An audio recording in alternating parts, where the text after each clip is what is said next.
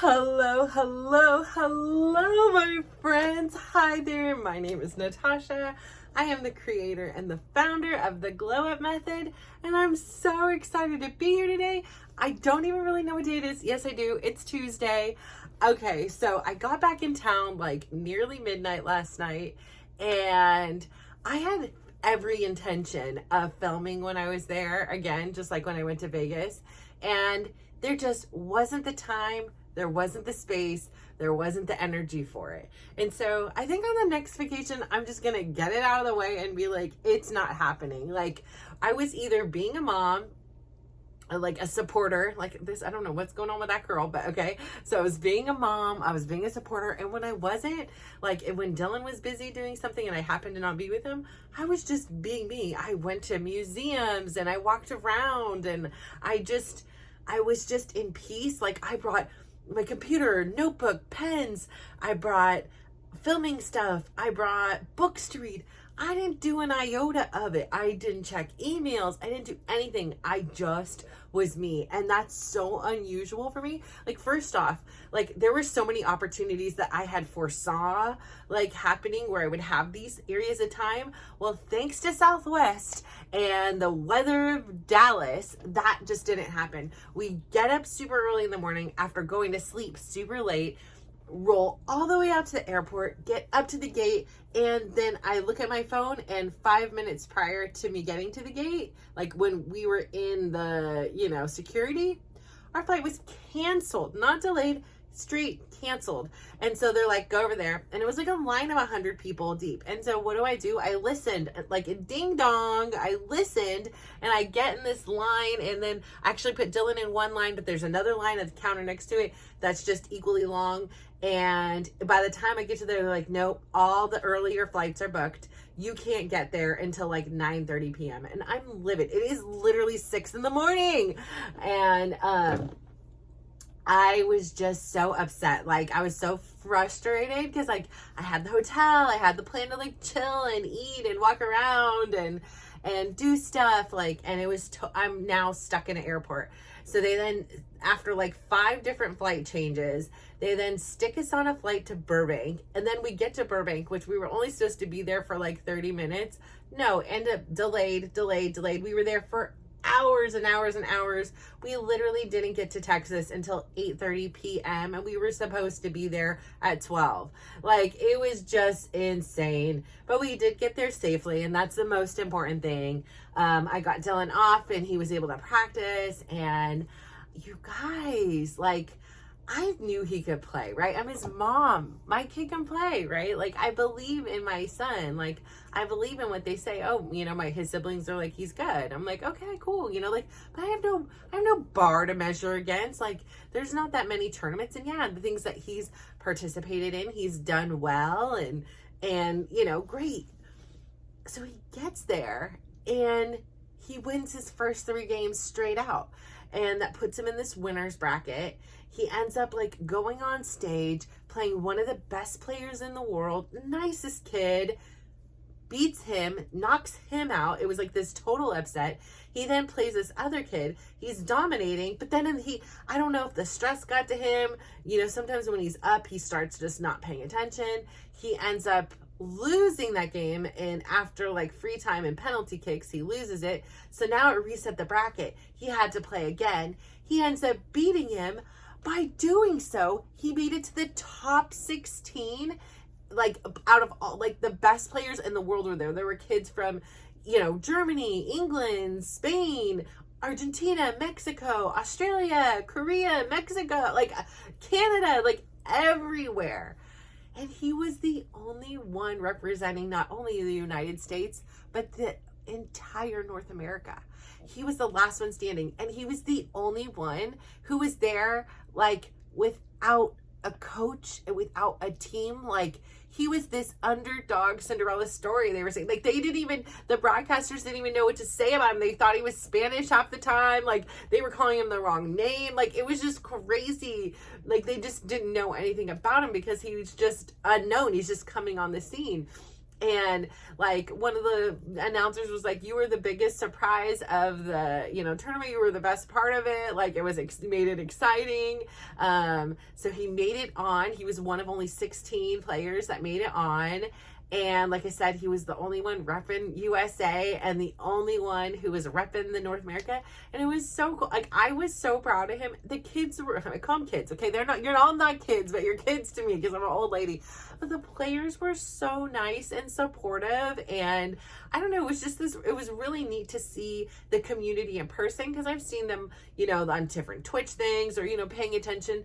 When my kids are interested in something, I become involved. I want to have conversations. I want to learn what I can, enough to get me by and understand. And once I start learning things, like, I'm curious, right? So I keep learning more. And so, like, even me, I was like, when I got there, I felt like I was fangirling him. I'm like, oh my gosh, I know that. Like, I've seen him play. And oh my gosh, that's this guy. And, because once he first started doing this, like, tournament stuff, I remember, like, there was this website and I would, like, try to figure it out. And, I would see, like, how he's doing, because I didn't want to ask, like, how he was doing.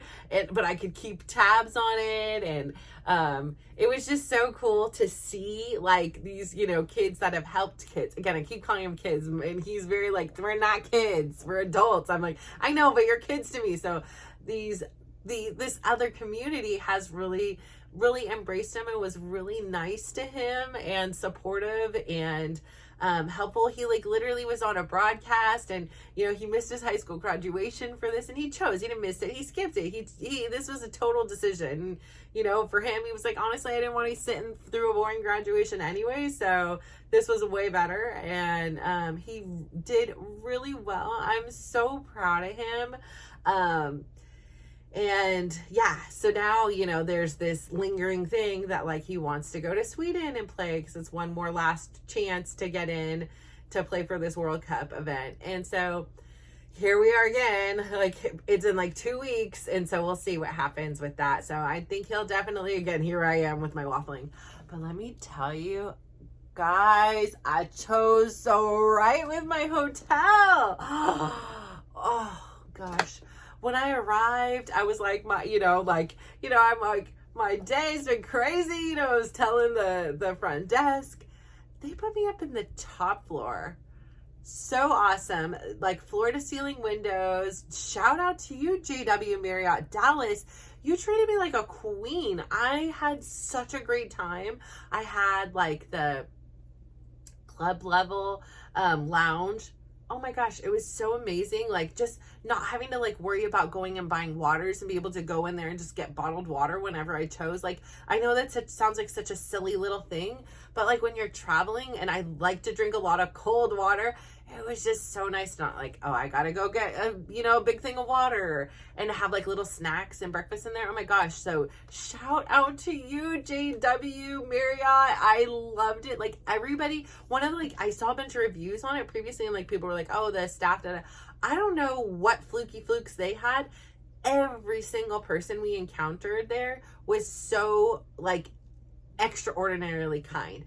And it was so funny, because I had called, and, like, I was like, oh, is it, like, safe to walk around? And they were like, oh, I don't know. It's a big city, and, like, at night, it's a big city, and, we do have a bit of a homeless problem.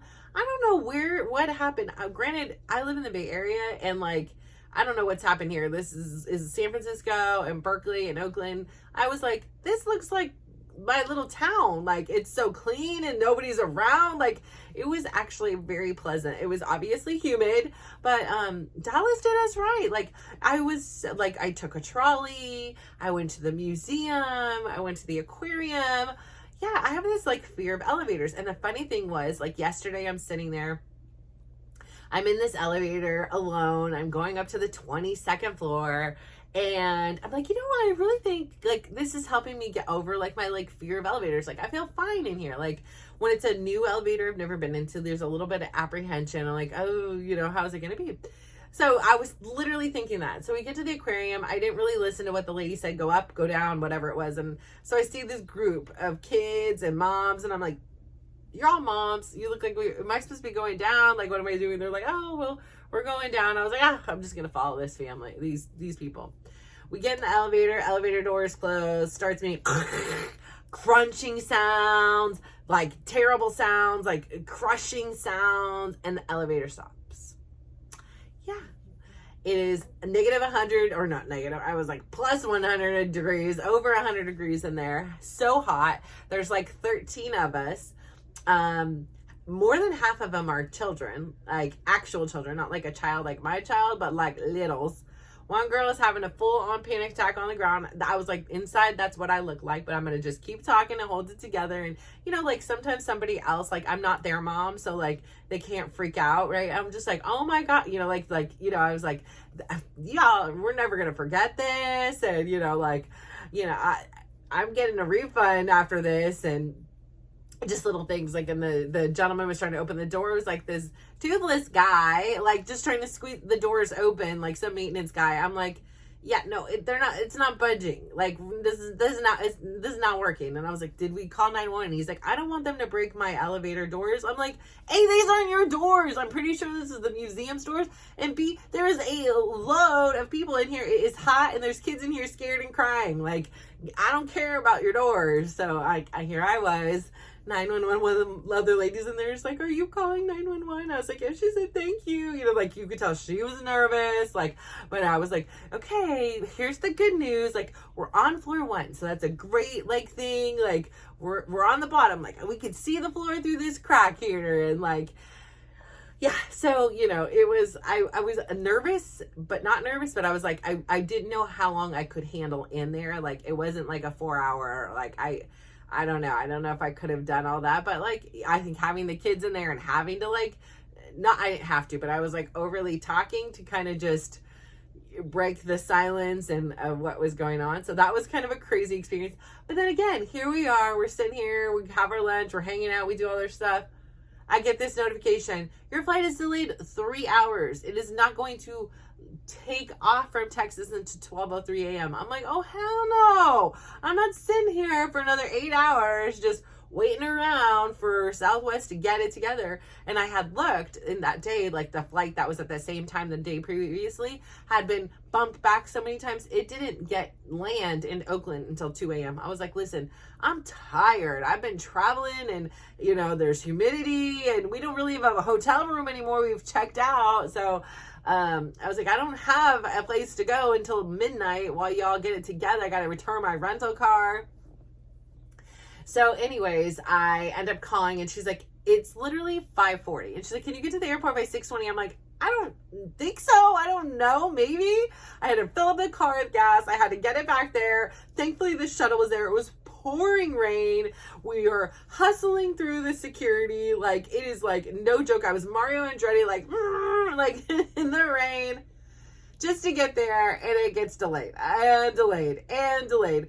So now they're flying us from Dallas to instead of the direct flights that I had originally paid more money for, because I was like, listen, I don't even care. I don't want to deal with, like, my time is more valuable than me sitting in some airport in some other place and going, you know, up and down and picking my seats and dealing with my luggage this many times. Like, listen, I'm not doing all that. So I paid extra to get non-stop flights. I didn't get a one. So this one, again, they're like, oh, we could take you to Burbank. I don't know what it is. I'm like, now I know this dang, it's very small. It was easy. Like, I was there for many hours. I know that Burbank airport and like the back of my hand, there's nothing there. Okay. I swear it's like 10 gates. I don't know. It's teeniest dang thing. You literally get off the plane outside. Different. So I'm sitting there and I'm like, okay, so this plane now, because it's been delayed, lands in Burbank after the time our connecting flight leaves. And, oh yeah, by the way, that's the last flight to the Bay Area for the day. And so I'm just like, it is what it is. Like, are we for real right here? And then I go look at the app and my flight, the original flight, was now only 20 minutes delayed. I'm telling you, I don't know what is going on over there with Southwest. And that's like the headquarters is in Dallas. So I don't know what was going on. It was a hot mess. I do know that. But luckily, they held the plane for us. So we were able to make it home. I was just so grateful because I just feel, so I'm a little bit tired. I was like, maybe I'll film, but I needed to finish on my steps. I just wanted to talk to my other kids. It was late. And then I was like, I'm going to bed, and I went to sleep. And then I woke up super early this morning. I did 2 gym classes, and then I did another one this evening. I could have stayed home and got some stuff done, but I was like, I feel so tired that if I stay here, I'm probably gonna just fall asleep anyway. So I'm like, let me go work out. Let me, I needed gas, so then if I need gas, then I'm just gonna do my Costco shopping. So it's like, I ended up doing a bunch of like to-do things. So tomorrow I'm really gonna get like work and other to-do caught up. Like, I've got a bunch of my classes now behind. Like, I am like coming in a major deficit in some ways about my like to-do list and my things that like need my attention.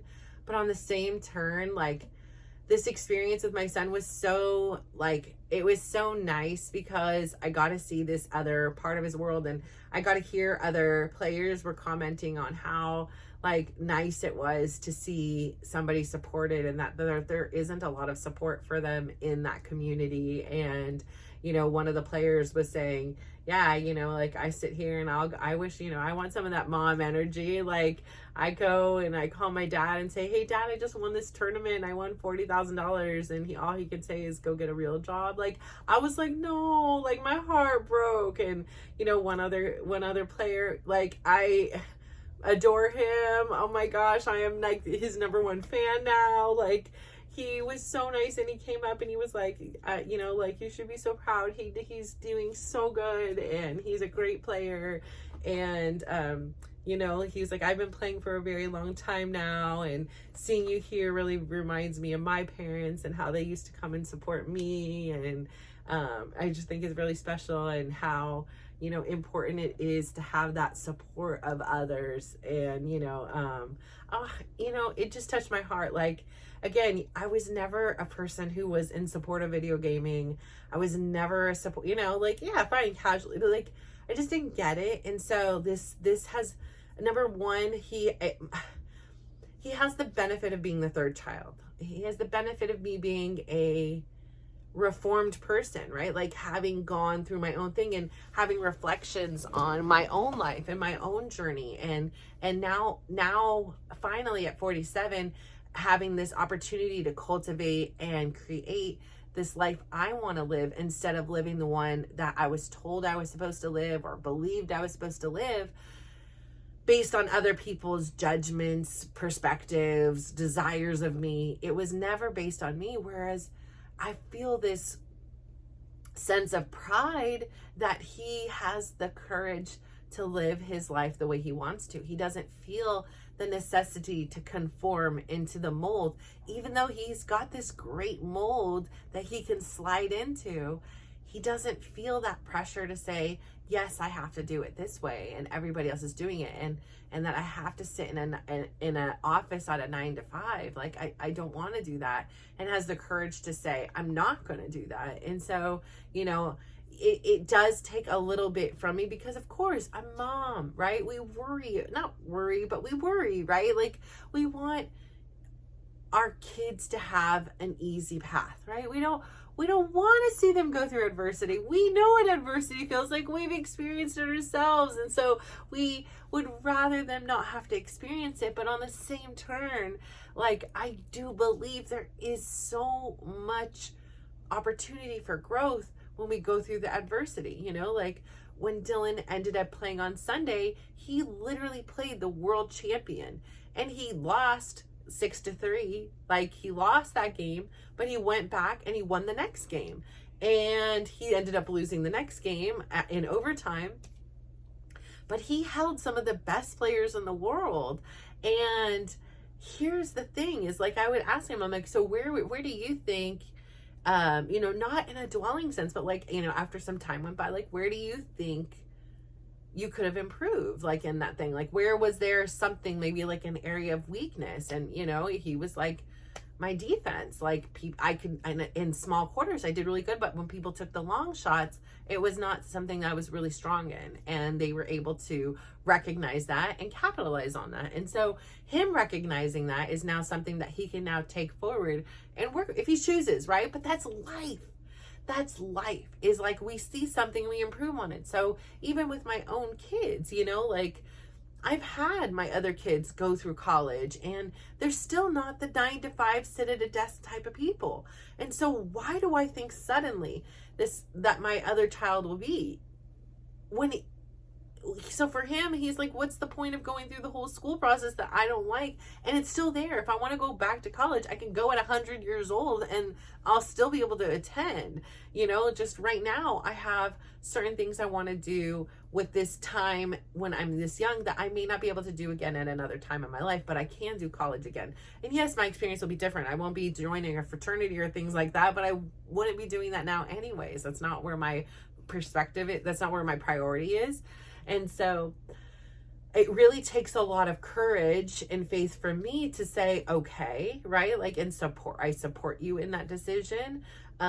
Especially when you have these great opportunities available, but he also has opportunities the other way. So I just say life is crazy, and I am so proud, right? Like, because I forced myself into so many molds of what a mom should be, and what a business owner should be, and what somebody living in Pleasanton should be, and what somebody, who comes from this place. And I created this persona in my mind that I needed to fit, I needed to be. And I based it on what people would say, what they would do, and how they would react to me, instead of just being me. And, over this weekend, like, at first, I get it. Like, he's a kid, and he's, trying to prove himself in front of these older kids. And here I am, mommy's coming to the tournament with me. And there's no, I think in total, there were 3 parents out of 256 kids that were players. Sorry, not kids.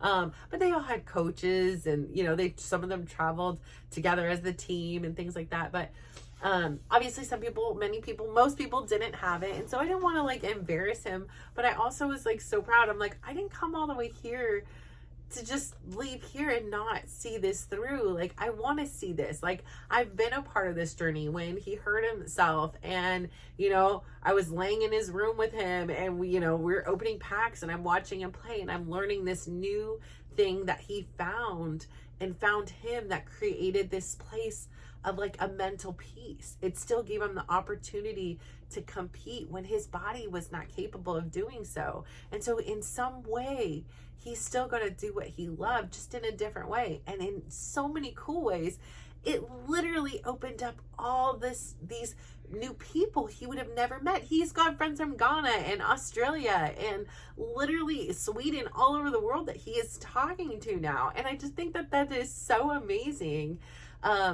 And so, I tried to be, like, super, like, quiet and pretend like I didn't know him in a way. I was trying to give him a respectful space in there, but I really was excited to see the event. So I wanted to be a part of that. And then especially, like, he had made it on stage and got to play. And so I was front row and center, so I could see the screen and see what was going on, and really just watch and enjoy him, getting to see him do his thing. And, obviously praying, please make it to the next thing. But, like, I was just really, really proud of him, because, like I said, he was very much the underdog. He was very much unknown, and he put himself on the map. And it's 100% like his work ethic, his discipline, his passion for the game. And, people want to support him and help him get to that next level.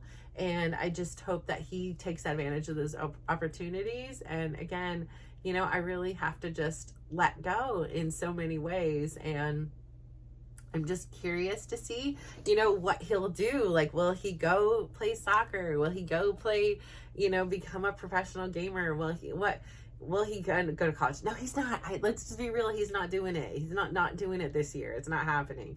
So let's just take that one off the table.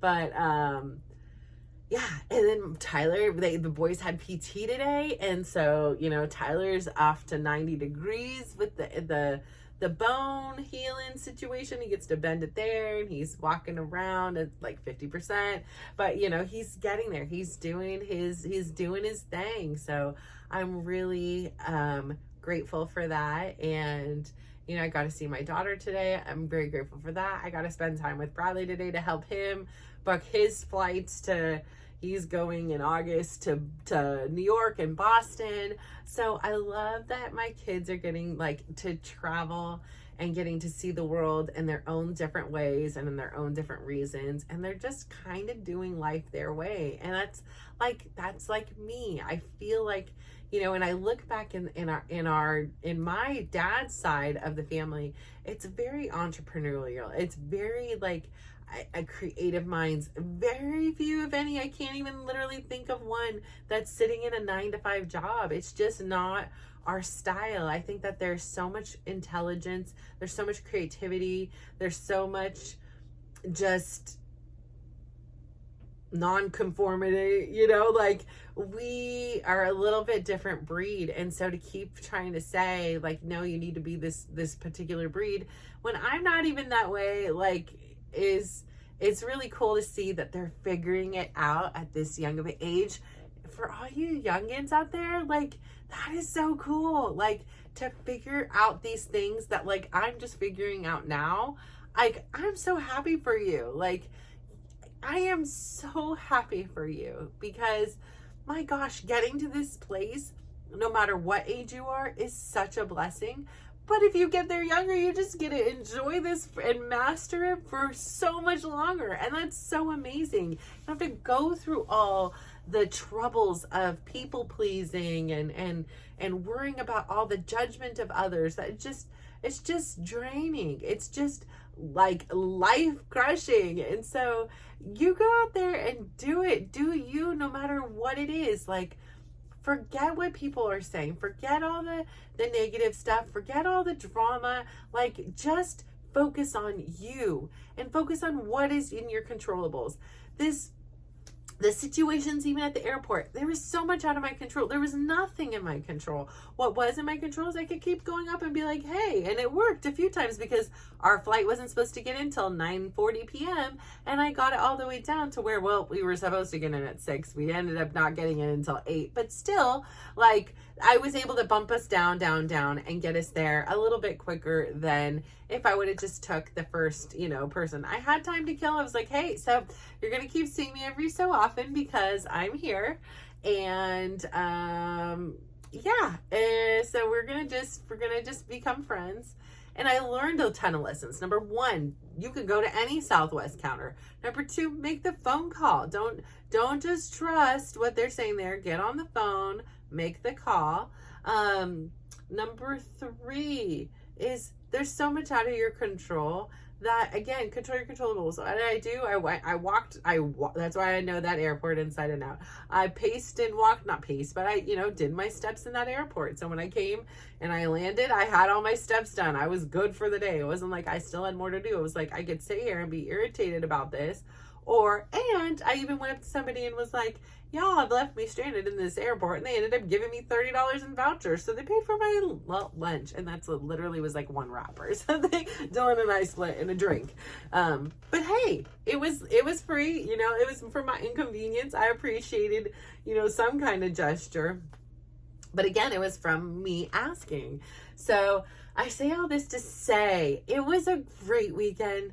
I'm so proud of my kids. Honestly, each and every one is amazing. This was a great weekend with Dylan and I, and he was, of course, had times that he was with his friends and doing his own thing, and some things I was like, I'm not going on a day that you're not playing. Like, I draw the line. But just getting to meet new people and talk to new people, and I really worried about, I didn't want to overstep. Like, I did want to make him feel like, oh, I'm here with my mommy, like kind of thing. And so giving him that space, but then to see how welcoming they were, that like, and even in some ways envious that like, that he had that support. And it just was such a reminder, like we all want to be seen. We all want to be supported. We all want to be loved. And, support just is such a critical component in life.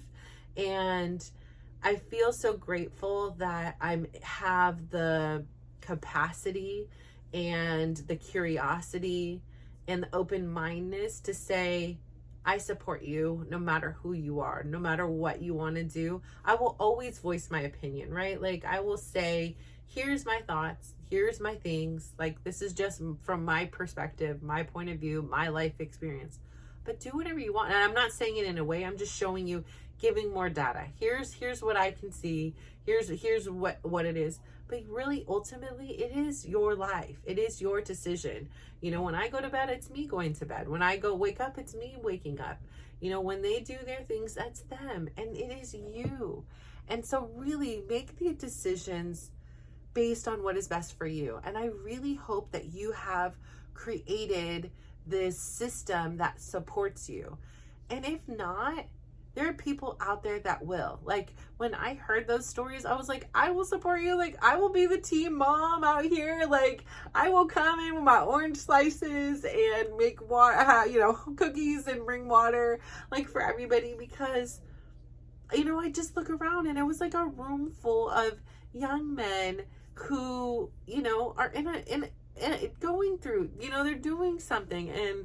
And yeah, I think it's really important to be supported. And so I really hope that you have a support system, and that you know that there's a support system here in our Glow Up community for you that embraces you exactly the way you are and who you are becoming.